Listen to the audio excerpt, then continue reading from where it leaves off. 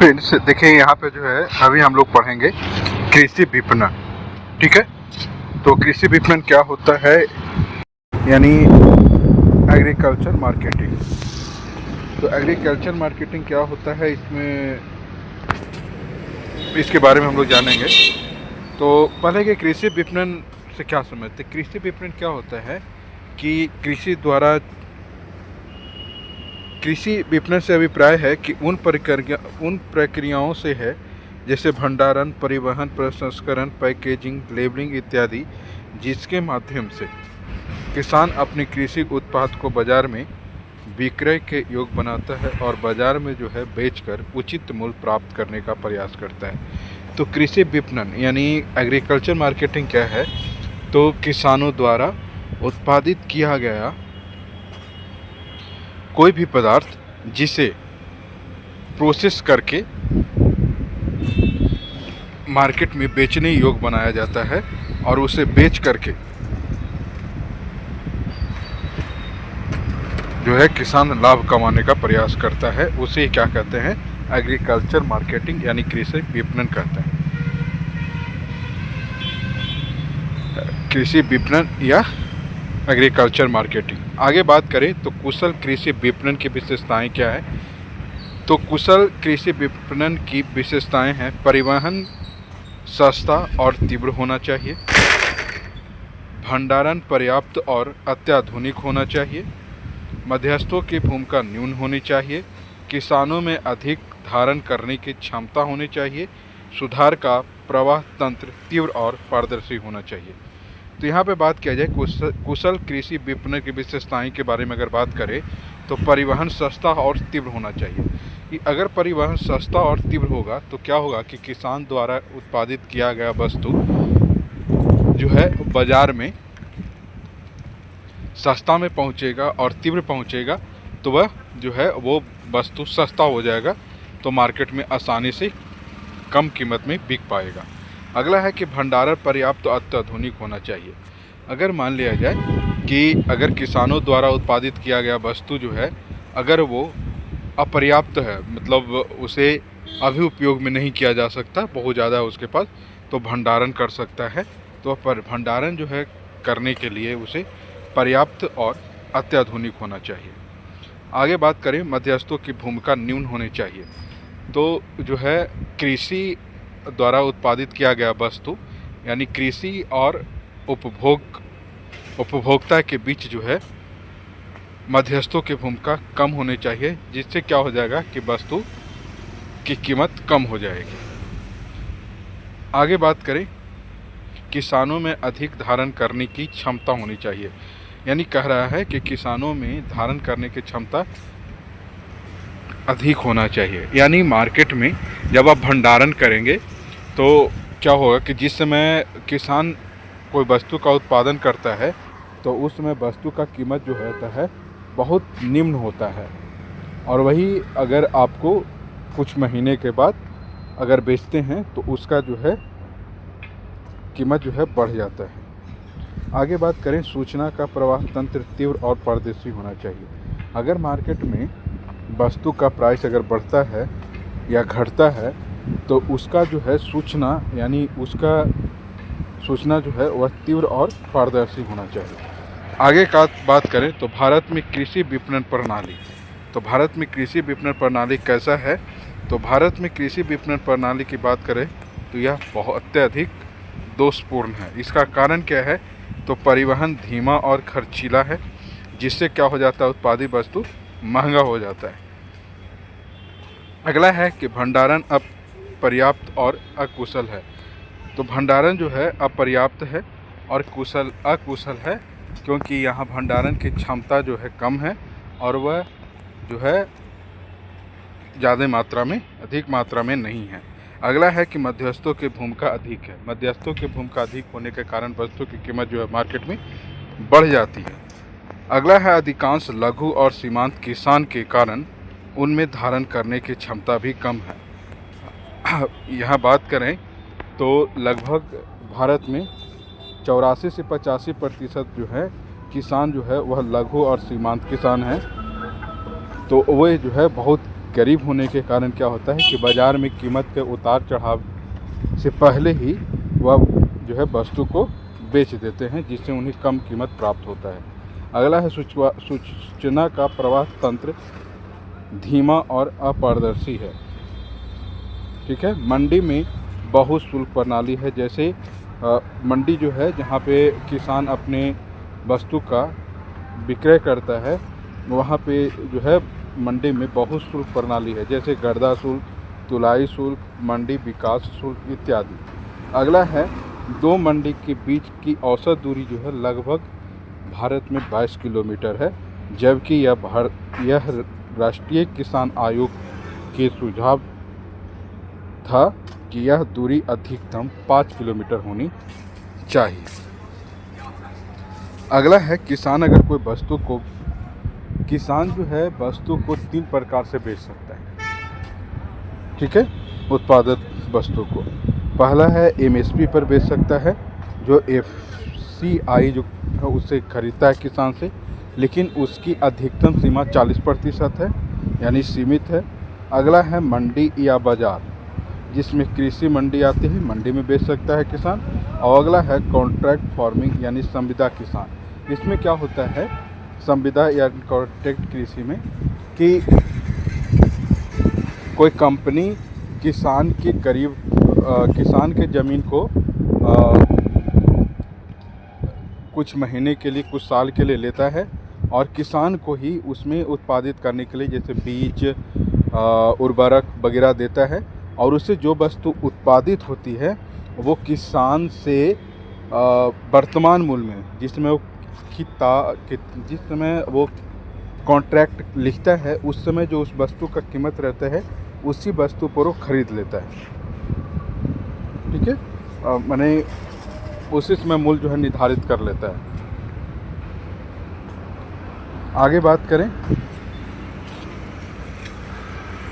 ठीक है, तो मंडी या बाज़ार, इसमें जो है मंडी 2 प्रकार के होते हैं। गैर विनियमित मंडी, जिसमें ग्रामीण हाट कहते हैं जिसको आरपीएम, और दूसरा है विनियमित मंडी, जिसे राज्य सरकार द्वारा जो है नियमित किया जाता है। इसमें आता है विनियमित मंडी APMC, agriculture produce marketing committee, कृषि उत्पाद विपणन समिति। अभी बात करें यहाँ पे APMC, agriculture produce marketing committee, यह जो है राज्य सरकार द्वारा विनियमित वह कृषि मंडी है जहाँ अपने उत्पाद का पहला विक्रय जो है किसान करता है, उसे एपीएमसी मंडी कहते हैं। एपीएमसी की स्थापना जो है आज़ादी के बाद वर्ष 1950 में किया गया, जिसमें एपीएमसी का उद्देश्य क्या है, तो किसानों के हितों की रक्षा करना। दूसरा है कि किसानों को उनके उत्पाद का उचित मूल्य देना। तीसरा है ऐसा नियामकी वातावरण सृजित करना जहां किसानों को सुरक्षित किया जा सके। ठीक है, धीरे धीरे जो है एपीएमसी मंडी देश में किसानों के शोषण का प्रतीक बन गया। एपीएमसी में पर्याप्त चुनौतियां कौन कौन सा है, तो बहु लाइसेंसी प्रणाली। एपीएमसी में जो है भाग लेने वाले व्यापारी और आढ़तियों को एक से अधिक लाइसेंस लेना पड़ता है। यह लाइसेंस जो है स्थान आधारित और उत्पाद आधारित होता है। अगला है कि प्रतिस्पर्धा का अभाव। एपीएमसी में लाइसेंस प्रणाली अत्यधिक जटिल है, इसलिए यहाँ सीमित संख्या में व्यापारी और आढ़तियाँ होती है, जबकि विक्रय करने वाले किसान अधिक होते हैं। अतः मोल भाव क्षमता या शक्ति जो है व्यापारी या आढ़तियों के पास होता है। ठीक है,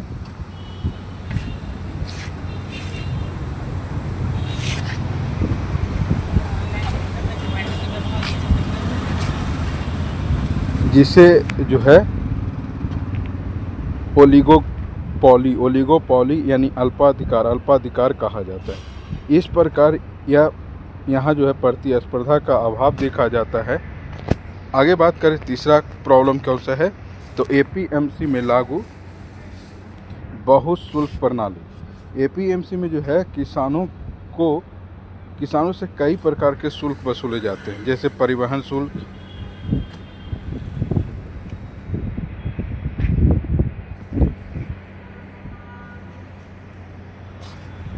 जैसे यहाँ पे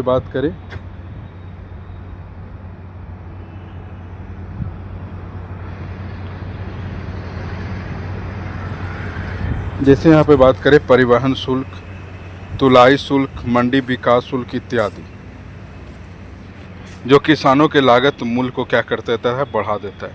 अगला है राज्य सरकार की उदासीनता। राज्य सरकार को एपीएमसी से राजस्व की प्राप्ति होती है शुल्कों के द्वारा, जिसलिए राज्य सरकार जो है एपीएमसी में संरचनात्मक सुधार करने के लिए उत्साहित नहीं होती है। अगला है एपीएमसी प्रत्यक्ष कृषि विपणन और संविदा कृषि। तो एपीएमसी किसानों को जो है प्रत्यक्ष विपणन और संविदा कृषि की अनुमति नहीं देता है, क्योंकि एपीएमसी को यहाँ शुल्क और राजस्व का भुगतान हो सकता है। अगला है संविदा कृषि।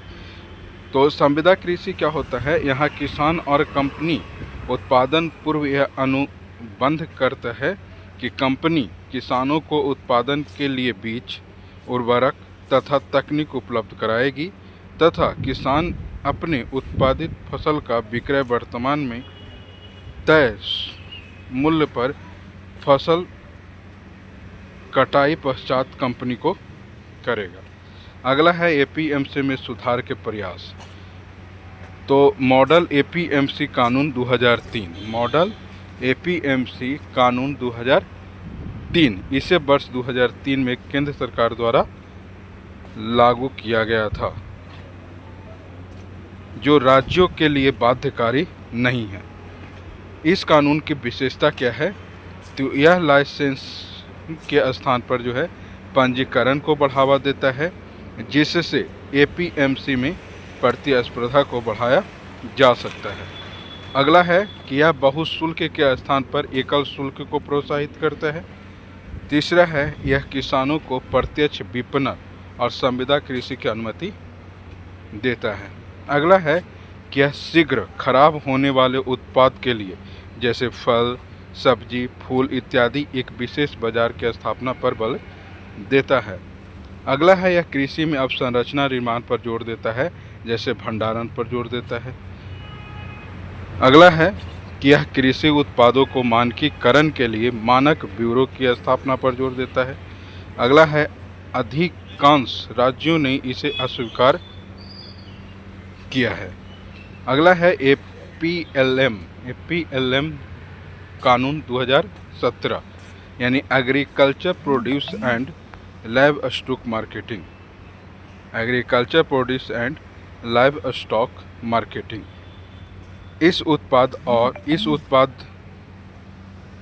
कृषि उत्पाद और पशु उत्पाद को विपणन कानून 2017,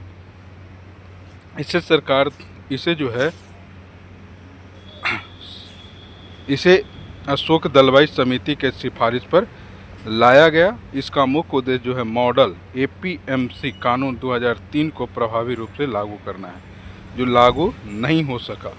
अगला है एपीएलएम कानून 2017 की विशेषता क्या है, तो यह जो है एपीएमसी में कृषि उत्पाद के साथ साथ पशु उत्पाद जैसे मांस, अंडा इत्यादि के विपणन को प्रोत्साहित करता है।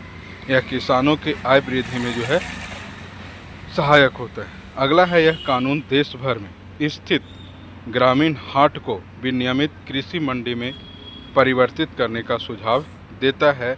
इससे एपीएमसी में प्रतिस्पर्धा बढ़ेगी, मंडियों के बीच दूरी कम होगी, जिसका लाभ किसानों को प्राप्त होगा।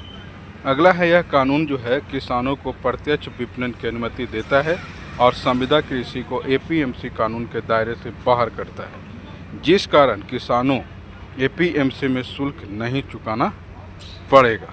अगला है यह कानून किसानों को अपने उत्पाद का विक्रय करने के लिए ई नाम राष्ट्रीय कृषि बाजार के लिए प्रोत्साहित करता है। ठीक है, आगे बात करें तो ई नाम क्या होता है, यानी इलेक्ट्रॉनिक नेशनल एग्रीकल्चर मार्केट, राष्ट्रीय कृषि बाजार। ई नाम को जो है वर्ष 2016 में शुरू किया गया। यह एक ऑनलाइन कृषि बाजार है जो एक राष्ट्र एक कृषि बाजार की संकल्पना को पूरा करता है। इसके यानी ई नाम माध्यम से किसान इनाम के माध्यम से गुणवत्ता के आधार पर अपने कृषि उत्पाद का विक्रय देश भर में स्थित किसी भी व्यापार को कर सकता है जो ई नाम से पंजीकृत हो। अगला है ई नाम के लाभ क्या है। तो यह एक राष्ट्र एक कृषि बाजार की संकल्पना को पूरा करता है। यह किसानों को उसके उत्पाद की गुणवत्ता के आधार पर उसके उत्पाद को बेहतर कीमत दिलाता है। अगला है कि यह कृषि उत्पादों की गुणवत्ता को बढ़ाता है। अगला है यह मध्यस्थों की भूमिका को समाप्त करता है। अगला है कि यह कृषि विपणन को पारदर्शी और बेहतर बनाता है। वर्तमान में भारत में 1000 से अधिक APMC मंडी इन नाम से जुड़े हैं।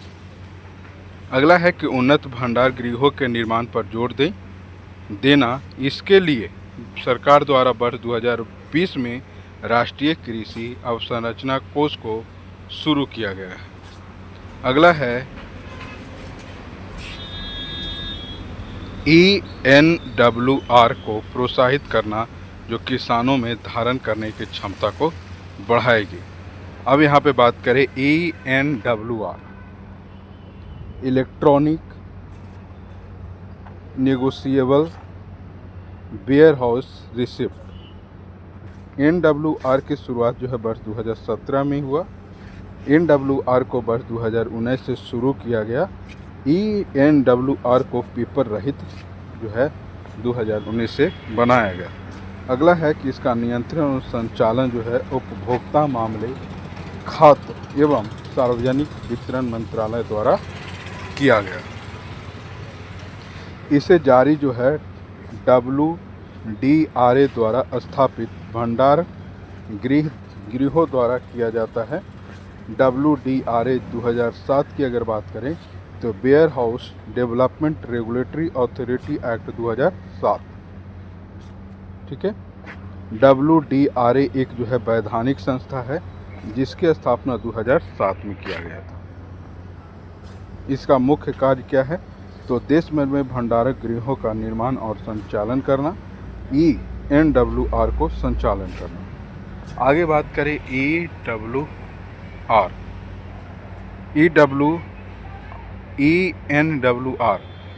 ENWR एक इलेक्ट्रॉनिक रसीद होता है जो किसानों को अपनी उत्पाद को भंडारण के बदले प्राप्त होता है।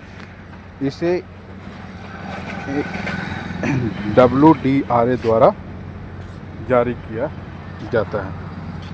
ENWR की वैधता क्या है तो इसके उत्पाद की जीवन अवधि यानी सेल्फ लाइफ के बराबर। ENWR की विशेषता क्या है तो किसान इस रसीद के माध्यम से बैंकों से आसानी से ऋण ले सकता है। अगला है ENWR का लाभ क्या है तो किसानों में धारण करने की क्षमता को बढ़ाता है। दूसरा है कि यह मंडी में किसानों की बाध्यकारी विक्रय से बचाता है। तीसरा है कि इसके माध्यम से किसान अपने उत्पाद को बेहतर कीमत प्राप्त करते हैं। ठीक है, तो आज जो है लेक्चर यहीं पे समाप्त करते हैं। ठीक है, आज हम लोग क्या पढ़े हम लोग तो कृषि विपणन यानी एग्रीकल्चर मार्केटिंग। ठीक है, तो ये जो है UPSC और सभी पीसीएस एग्जामिनेशन के लिए PT और मेंस दोनों के लिए इम्पॉर्टेंट है। Thank you for watching, share and subscribe, like also. Thank you.